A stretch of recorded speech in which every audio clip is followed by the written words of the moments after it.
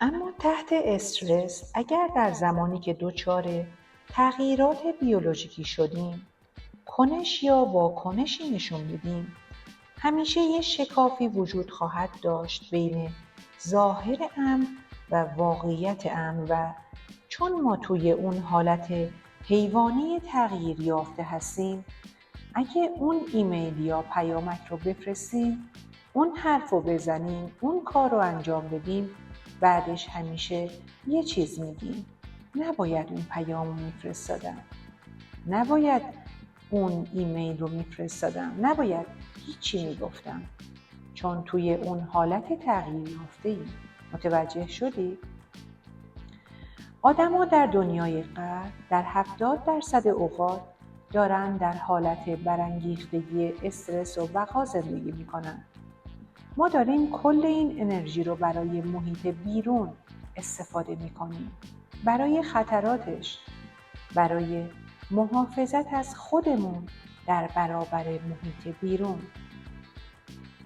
پس هیچ انرژی در محیط درون برای رشد و ترمیم باقی نمیمونه و هیچ انرژی برای پروژه های ساخت و ساز دراز مدت نمیمونه. هیچ موجودی نمیتونه به مدت طولانی در حالت اورژانسی زندگی کنه. متوجه هستی؟ خیلی فوق‌العاده است وقتی آدم میبینه یکی بر اعتیاد خودش و هیجانی که داشته باهاش زندگی میکرده غلبه میکنه. بدنش واقعاً وارد حالت شادی میشه. وقتی با استرس زندگی میکنیم و قلبمون تون تون میزنه، وقتی توی تماس تصویری هستیم و دلمون میخواد طرف مقابل رو از همینجا بگیریم و خفش کنیم، قلبمون دقیقاً جوری میزنه که انگار شیر دنبالمون کرده. شما توی تماس تصویری هستید، نه میدوید، نه میجنگید، نه قایم میشید. قلبتون داره تون تون میزنه تا خون رو به اندام هاتون برسونه، اما داره در مقابل یک سیستم بسته پمپاژ میکنه، بنابراین نامنظم میزنه. وقتی قلب نامنسجم میشه، امواج قلبی به شیوه بسیار مخربی با هم تداخل پیدا میکنند و انرژی قلب میاد پایین. حالا دیگه اعتماد نمی کنیم، دیگه دلیلی نداریم که قلبمون رو باز کنیم، دیگه امکانها رو احساس نمی کنیم. حالا توجهمون رو جا به جا می کنیم، چون وقتی مغزمون در حالت برانگیختگی قرار داره، از اونجایی که نمیتونه پیش بینی و کنترل کنه، احساس میکنه وضعیت داره بدتر میشه و توجهمون رو مدام جا به جا میکنه، از یک شخص به یک فکر، از یک مشکل به یک چیز دیگه و یک مکان دیگه، و تک تک این چیزها برای خودشون یک شبکه عصبی توی مغز ما دارن و به خاطر مدیریت نادرست توجهمون یک دفعه مدارهای مختلف مغزمون با بی‌نظمی شروع به فعال شدن میکنن. مغزمون بخش بخش میشه، ماژول ماژول میشه، مثل یک خانواده که اعضاش با هم دشمنی دارن. امواج مغزی در این وضعیت در حالت الگوی مغزی بتای سطح بالا قرار داره و این بتای سطح بالا خیلی سریعه، یه حالت برانگیختگی شدیده، یه حالت گوش بزنگی شدیده و وقتی توجه شما مدام جا به جا میشه و از یک شخص به یک شخص دیگه، یک مشکل دیگه، یک کار دیگه، یک چیز دیگه، یه خاطره دیگه، یه مکان دیگه و یه چیز دیگه میره، یک دفعه همه این مدارها به صورت نامنظم فعال میشن و امواج مغزتون بسیار نامنسجم میشن و وقتی مغز نامنسجم باشه ما نامنسجم میشیم. اگه مغز درست کار نکنه ما درست کار نمی کنیم. در اون حالت استرس و در اون حالت بقا، وقتی مغز تا این حد برانگیخته میشه ما بیش از حد متمرکز میشیم. فکر و ذکرمون میشه اون مشکلات، اون چیزها، اون افراد. فکر و ذکرمون میشه بدنمون. فکرمون به صورت وسواسی درگیر میشه و تمرکزمون محدود و محدودتر میشه. ما موقعی که مغز آدما رو بررسی کردیم پی بردیم که وقتی دارن زندگیشون رو تحلیل میکنن و میخوان در اون حالت هیجانی ناراحت کننده از زندگیشون سر در بیارن، همیشه وضعیت مغزشون رو بدتر میکنن، چون در گذشته فکر میکنن و اون هیجان گذشته است. پاسخ اونجا نیست. اونا با این کار خودشونو وارد سطوح بالاتر و بالاتری از بتای سطح بالا میکردن. متوجه شدید؟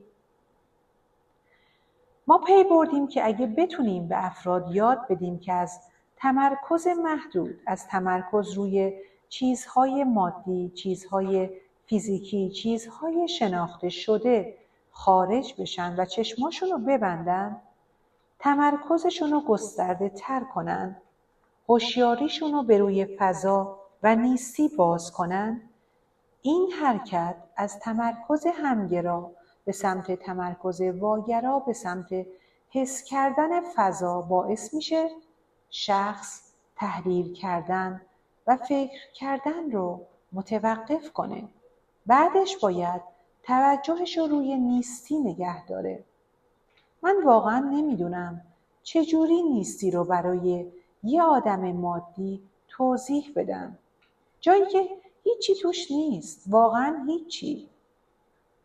اگه تمرکزتون رو گسترده تر کنید و توجهتون رو به نیستی و در این جهت معطوف کنید، اگه فضا رو احساس کنید، تحلیل و فکر کردن متوقف میشه. باید این کار رو تمرین کنید و بیشتر به اون توجه کنید و کمتر به خودتون. بیشتر اونو حس کنید و کمتر خودتونو. بیشتر از اون هوشیار بمونید و کمتر از خودتون.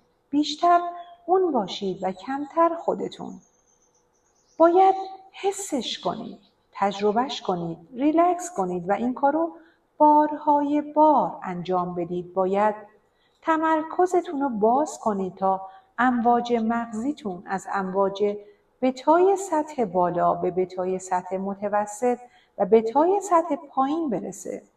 بعدش یه دفعه میبینید که درهای بین ذهن خودآگاه و ذهن ناخودآگاه رو باز کردید و از ذهن تحلیلی رد شدید و رسیدید به امواج مغزی آلفا. متوجه شدید؟ در حالت بتا همه توجه شما به دنیای بیرون معطوف شده. الان اگه خدا بخواد همه شما در بتای سطح پایین هستید، اما اگه بهتون بگم راستی بهتون خبر دادن که قبل از اینکه از اینجا برید باید امتحان بدید؟ خبر نداشتید؟ آره، وقتی حرفام تموم شد سوالا میاد تو موبایل و اگه قبول نشید نمیتونید از اینجا برید و اسم افتاده ها رو هم روی اون صفحه نشون میدیم. یکم خودتون رو جمع و جور میکنید، بیشتر به مغزتون فشار میارید، یکم بیشتر توجه میکنید، بیدارتر میشید و بهتر گوش میدید، چون میخواید بیشتر توجه کنید. اینجوری مغزتون وارد بتای متوسط میشه. اما وقتی عصبانی هستید و اعصابتون خورده، وقتی ترس براتون داشته یا ذهنتون درگیر چیزیه، در حالت بتای سطح بالا قرار دارید که 3 برابر بالاتر از بتای سطح پایینه. آدما تصور میکنن که برای از بین بردن این حالت باید دارو بخورن یا یه کاری بکنن، اما همیشه برمیگرده. اگه فضا رو حس کنید و هوشیاریتون رو باز کنید، امواج مغزیتون میاد پایین و اون صدای توی ذهنتون ساکت میشه. همون صدای منتقدی که همیشه حرف میزنه، اون صدایی که بهش میگن شبکه حالت پیشفرض، خاموش میشه. در این مورد داده داریم و یه دفعه میبینید وارد حالت آلفا شدید. در حالت آلفا شما تصاویری میبینید، تصور میکنید، تصاویر و عکس‌هایی میبینید و این همون حالت خیال پردازی خلاقانه است. متوجه شدی؟ البته نه هر نوع آلفایی. ما پی بردیم که یک دفعه کمپارتمان‌های مختلف مغز که قبلش متفرق و جدا بودند و بدون نظم فعالیت می‌کردند شروع می‌کنند به همگام شدن و هر چیزی که در مغز بچینه براش پیوند تشکیل میشه.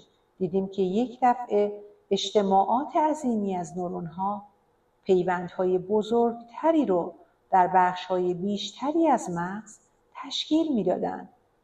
در جلوی مغز، در عقب مغز، در طرفین مغز و یک دفعه یک فعالیت متحدانه و منسجم شکل می گرفت. متوجه هستید؟ حالا فرد توی سیستم عامله و میتونه برنامه ها رو بازنویسی و فراخوانی کنه. برخی افراد میتونن در ناشناخته ها بسیار ریلکس باشن، قلبشون رو ریلکس کنن و در این حال هوشیار و بیدار بمونن. اونا در این حالت وارد امواج مغزی بسیار کندی میشن که در اونها بدنشون خوابه. بدن در خواب سبک استراحت میکنه و در این حال شخص خودش بیدار و آگاهه و به این میگن الگوی امواج تتا. در این حالت درهای بین ذهن خودآگاه و ناخودآگاه کاملا بازه، کاملا به روی اطلاعات بازه و این حالت هیپنوتیزم وار یک حالت تلقین پذیره. تلقین پذیری یعنی اینکه بتونید اطلاعات رو قبول کنید، اطلاعات رو باور کنید و بدون اینکه اطلاعات رو تحلیل کنید در برابرش تسلیم بشید. این دقیقاً همون چیزیه که سیستم عصبی خودمختار رو برنامه‌ریزی میکنه. متوجه عرایزم هستید؟